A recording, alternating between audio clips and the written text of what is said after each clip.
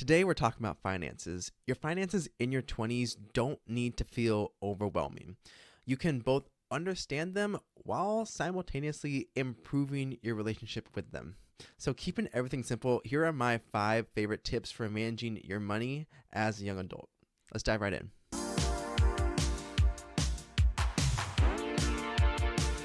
Welcome back to the Keeping Everything Simple podcast. I'm your host and fellow student, Michael Klukas, and on this show, we boil down complicated topics into simple and actionable tips.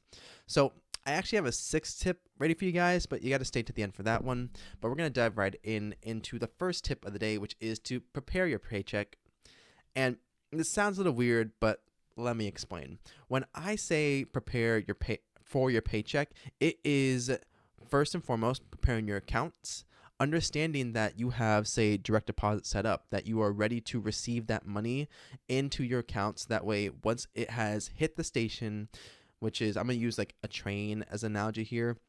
Once that money has come in and hit the station, it's able to be distributed and dispersed out and then reshipped into the other accounts and the other avenues that you want to send it towards. Whether that is your retirement, whether that is your investments, whether that is the savings and safety net, whatever you want to do with it.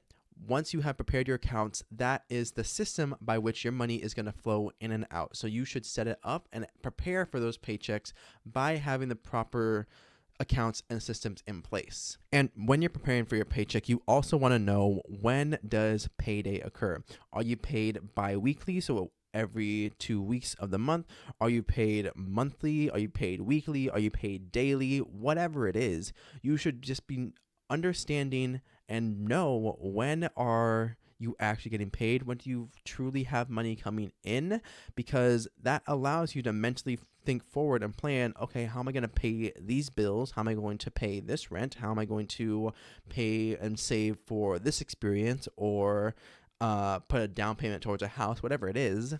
As you understand when you get paid, you are preparing not just for the current paycheck, but then for the next one, so that way you aren't getting blindsided by some discrepancy that might occur. And then when you are preparing, you also need to understand your fixed versus your variable costs. So your fixed costs being things like your food, your housing, your transportation, so gas, insurance, and all that jazz. But this is important because you don't want to just kind of throw money randomly out the window, rather than having, again, tracks laid down in place for you to understand what your money needs to go to first, and then what your money needs to go to second. So I emphasize this, as I believe it was from Renee Sadie, being able to pay yourself first. So put money into your savings account and then pay the bills from the leftover from there. And this is just, again, preparing for the paycheck by understanding what are all the factors that are going to eat at this money, and how am I going to protect what I need to build my little nest egg up for emergencies and for future large purchases. And real quick, thank you guys so much for watching. And if you are finding any value on this, if you watch this on YouTube, make sure you leave a like, comment, and subscribe. Ring that notification bell so you know every time that we upload a new episode. It really does help us out so much, and I greatly appreciate it. If you're listening to us on Spotify or a podcast app, then make sure you leave us a 5-star rating and give us a follow. That way you know, again, every time I upload a new episode. And it just stokes my ego just a little bit more. But with that, let's jump right back into the podcast.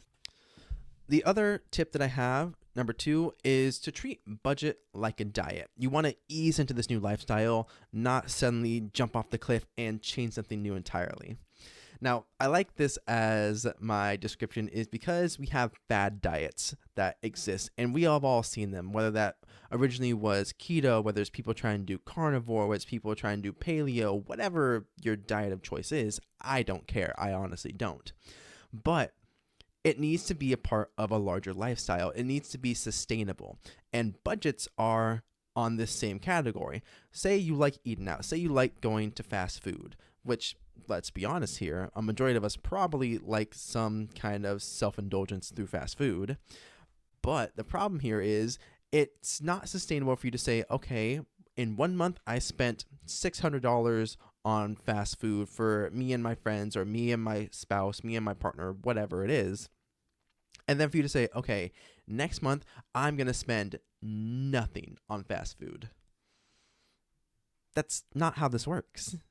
Because if you're treating a budget like a diet, then you're trying to ease into it. You're trying to ease into that lifestyle so it becomes sustainable and becomes a part of just your normal routine and your normal habit. To be able to say, okay, if I spend so much on X, then I need to ease down that spending over the course of the next 4 months, the next 6 months, whatever the timeline that you're giving yourself. So if you spend, say, $600 on going out to eat, maybe you actively don't know how to cook too many meals at home, or maybe you don't know how to cook your favorite meals at home. So you should be easing into it over time and saying, okay, if I want to save money, I want to cut down on eating by $400 over the next 6 months. And this is to the best of your ability, and it becomes an on average where you are trying to do so, but there may be some missteps here or there. Maybe it'll be under 1 month, maybe it'll be a little bit over the next month, but it's supposed to average out to being cut down by 400. And so over those next 6 months, you are slowly easing it down. Maybe 1 month from 600, it goes down to 500. Maybe from that month, the next one, it goes down to 450. It didn't drop down by 100, but you're still making progress. Maybe the next month it jumps back up to 500, and that may have just been maybe you had someone visit and you decided to go out to eat a little bit more than you thought you were. And then it's just going downward over time, and it's easing into that change, not just deciding that, hey, the next morning I'm going to stop all eating out, I'm going to make this change, and it's going to somehow stick. I imagine you can probably see why that wouldn't work, because when you are making these drastic changes, then you aren't considering all the other factors that will kind of push you towards that old habit, or all the factors that you may have to take into consideration that will make it easier and make it more reasonable to continue that habit. But that's why budgeting also is then, in the similar vein, while it's like a diet, it is a tool for you to use to change the behavior and change the benefits that you are receiving. So maybe if you were eating out, then maybe it becomes, okay, I've learned how to cook. I have some of my favorite meals on hand now. I know how to make them, and I'm able to cook for my family more. I'm able to cook for my wife or my girlfriend or boyfriend more. And you're just changing what most people would consider to be a punishment into a benefit instead. And that, again, goes with changing the lifestyle as a whole, because you have changed your relationship with what a budget is. So it's not a punishment. It's a tool that will bring you more benefits as you ease into that lifestyle and reallocate those resources to other factors and other more important areas of spending. Real quick, if you are enjoying this episode, then you might also enjoy our weekly newsletter, the Keeping Everything Simple newsletter. Yes, there is a very obvious naming scheme going on here, but that's besides the point. If you want to get an inside look into how some of the lessons and stories I talk about play out in my life, then the weekly newsletter would be a great way to dive deeper into that, as well as getting resources and recommendations for books, articles, other YouTube videos that will give you greater insight into some of these complicated topics and how we're going to be able to boil them down more and more together. Subscribe down below in the link in description to the Keeping Everything Simple newsletter, and I will see you in your inbox. All right, let's get back to the podcast. The third tip here is that automation is your friend. Now, your brain is not good for storing a bunch of little details. So when you automate your finances, it is essentially like, again, train station analogy here. It's essentially like the trains coming into the station and then automatically knowing who's going where, what products is going to what station next, and what the end result's going to be for them. But because we are still pretty bad at keeping a bunch of little details in our head by nature, because we're able to keep kind of these larger picture items there pretty easily, but to have all the minute details in order and lined up, it's not usually going to work out in our favor. You should automate your finances as much as possible. If you prepared for your paycheck properly, you have your budget set in place, then you should have these automatic transfers that take place once that paycheck hits, once payday hits, because you have payday, train enters the station, and then you have maybe a down payment fund that you're saving towards. You have your emergency fund taken care of. You have your bills that need to be paid. You have then your fund money, and all this stuff should happen automatically where once payday hits, these other trains take out. They take off and you don't have to think about them. You don't have to worry about them. Automation is your friend because it allows you to reach your goals faster, because you aren't having to log into all your accounts and say, okay, what money needs to go into this account? Oh, okay, what money needs to go into this next one over here? And instead of having to manually do this, you have taken that stress out of your life. You've automated it. You are relying on the systems and the technologies that exist to enable you to lead a better, more understanding financial life, because you have automated out some of the manual tasks and just the menial work that you would do every single payday, and have made it so that way, instead of worrying about how am I going to get this money to the right location, you are actively allowing yourself to enjoy that money instead, and enjoy the peace of mind that comes with understanding that it's taken care of. You don't have to stress about it. So automation is your friend if you are putting everything in place. And it's a lot of work up front, sure, but because you put the guardrails in place, you know where it's going, and you can make adjustments as needed if you realize maybe you need to put a little bit more towards one category versus another. But automation will help alleviate stress, and it makes it easier because you know that it's going to be taken care of as a whole when you've allocated your funds to the proper buckets. Tip number 4 is to, when you understand that when you have your budget, you should also be able to adjust that budget. Now, of course, I used the example of fast food earlier and using that kind of budget as a diet analogy, but you should adjust your goals. You should adjust the budget when it makes sense to do so. I'm going to continue to use fitness as my example on this front, or healthy eating as an example on this front, because for myself, it was a matter of, okay, I have a lifestyle I want to lead. I have a certain, habit I want to build. I need to automate finances so that way it kind of forces me to get into that mindset. And when we're talking about your budgets and adjusting them, I said earlier, budgets are like a diet. You should be easing into them over time to have a certain goal that you want to reach. But at the same time, they should be open to change. They should be open to being adjusted based off of your current needs and what you currently want. So I'm going to use fitness as an example here. For myself, I still have my goals of hitting 170, 175 this year. And I now have a couple months left to do that. And the progress is there. It's possible. However, it's understanding that, okay, I've been working at this all year. My weight's been going down slowly. So I need to just continue to adjust the lifestyle that I have to make it so that way, if it may not be the end of the year, then it may be, the end of spring of next year.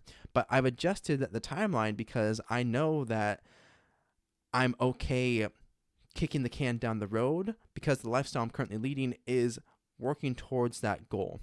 Even if I'm loosening the guardrails, that way progress may be slower, it's just adjustments for the sake of clarity, adjustments for the sake of sustainability and enjoying the process as a whole. So you shouldn't set your budgets once and then feel like you are beholden to them, that you can never ever adjust them again, because then at that point the budget is doing you more harm than good. What you should be doing is setting a budget and understanding that, okay, this is the goal I want to aim towards.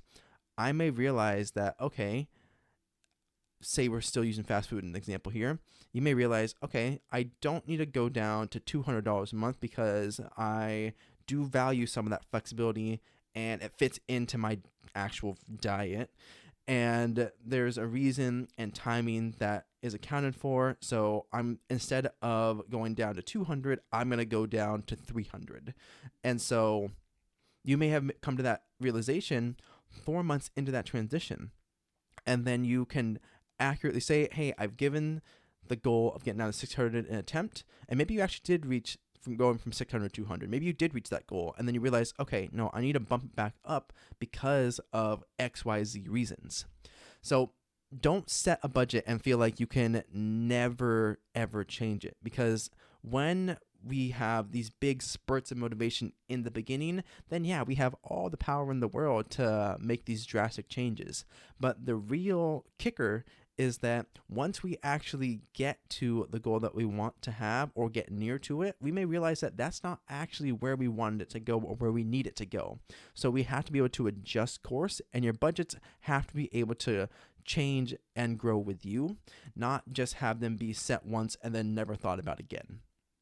So even though I advocate for automation, I also advocate for taking a overarching view of the lifestyle that you want to lead, and if their money is not being funneled towards those properly, adjusting course to get closer and closer to that ideal lifestyle, and understand that the ideal lifestyle for you is going to change with the season that you're in.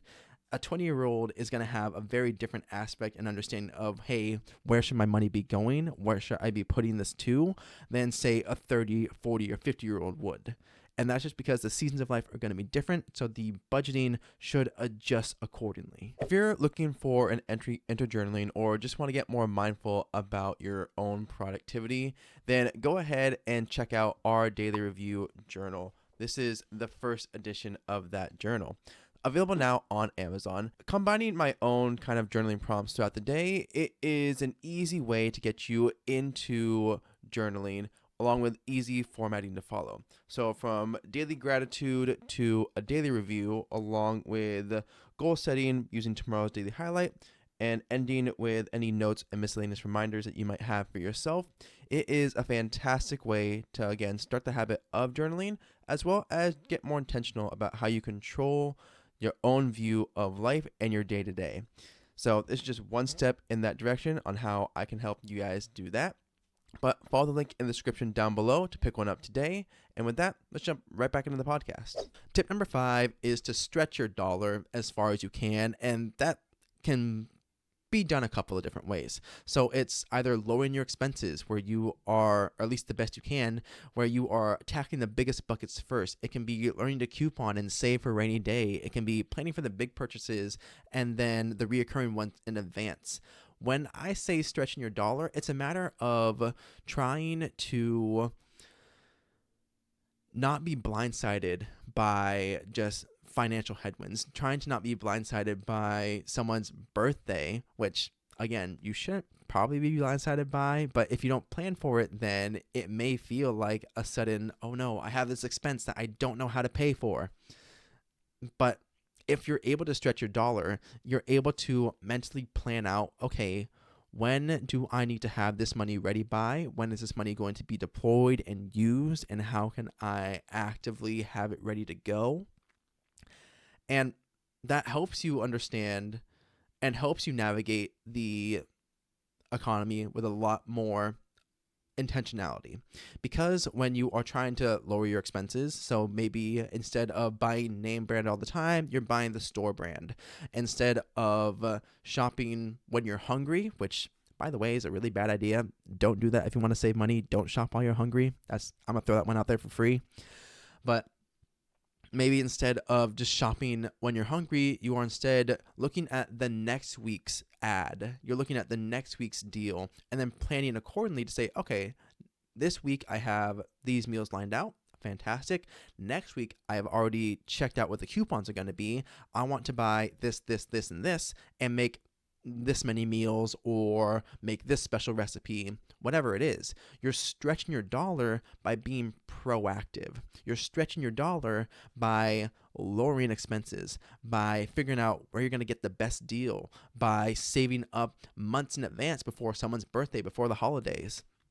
Like for right now, the best example is for my wife and I, we have been buying things in advance for the holidays, for people's birthdays, because rather than having a sudden influx of spending occur within the last 2 months of the year, we spread it out over the past 12 months. So even if we're spending a large chunk of change, it's not going to feel that way because it has been occurring for months. We've been proactive on that front, and I encourage you guys to do this as well, because when you're proactive about where you spend your money, then you are going to be giving yourself a much better control or much better handle on the finances because you're controlling where it goes and you're controlling which levers you are pulling or dials you're turning to make the money be the most impactful for you. And the sixth one that I had talked about earlier, because yeah, this is a little special extra one, is talk about money. Yeah, sure. For some people, it's taboo. For some people, they never learned how to talk about money. But here in the United States, that's usually the norm, is that you're not taught about finances unless you've gone out of your way to learn about them. So you should talk about money and remove the taboo around it because that's going to help you and everyone around you learn about it together. Or it may help you and your spouse become, better connected and have better, more productive conversations around finances because you are removing that taboo and that kind of hush hush feeling people have about it. When if no one talks about it, that doesn't help us. It just harms us in the long run because money is sensitive for a lot of different reasons, but it can be more sensitive for someone versus someone else. But what's important is that you don't allow that to stop you from talking about it. You instead adjust how you talk about it so that way you're able to get on the same page as someone. You're able to talk about your money values and what you actively want to put money towards and why you want to put money towards these projects or these experiences. And not only that, when you're developing these healthy conversations around them, you're developing a better relationship with money because you're able to say, okay, it's a tool. I'm going to use it. I'm going to deploy it in this aspect because it's not controlling my life. Instead, it is benefiting it. It's improving it. I'm able to do more because I'm having these active conversations. And it's another form of being proactive because you're not having it blindside you when, say, someone wants to pay the bills first and foremost, but you want to save first and foremost because that may just be a different money value that you guys have to talk about. And not only with that, when talking about money, this helps you get a clear understanding, again, of what money means to you. And when you're having that kind of growth to be able to say, okay, I was not knowledgeable about it beforehand, but I've come to understand that because of maybe food scarcity growing up, I really value having quick access to food. So I really like being able to eat out. So I really like having a larger budget towards food and these expenses for snacks and whatnot. And then for someone else, your partner or your friends that you're living with, roommates, it may be, okay, we can appreciate that. We can work with that. We instead still want to make sure that we have our rainy day fund because it was always stressful when we got a flat tire or when a sudden emergency came up and we weren't able to pay those expenses. And so we would always be concerned about where that next dollar was going to come from. And the value may end up merging together to be able to say, okay, let's, again, budget this out. Let's be proactive on this. Let's have this conversation about why we value money being used towards this and how are we going to compromise but not give up on the things that we are aiming for, the things that we want. And that only happens if you actively sit down and have conversations about money, even though, yes, they can be very overwhelming at times. It can make you feel very anxious, especially if you don't know what someone else's take is with money. But you're never going to know if you don't actively have these conversations. So you have to be able to get good about talking about money. But those are my top 5 tips about money with that 6th one thrown in for free.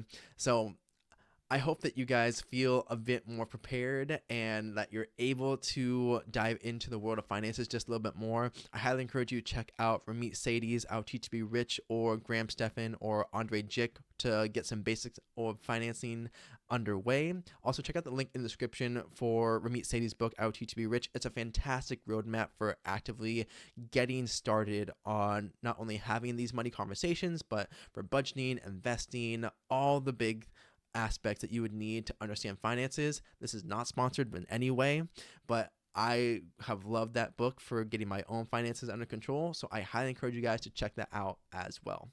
So link in the description below for that book.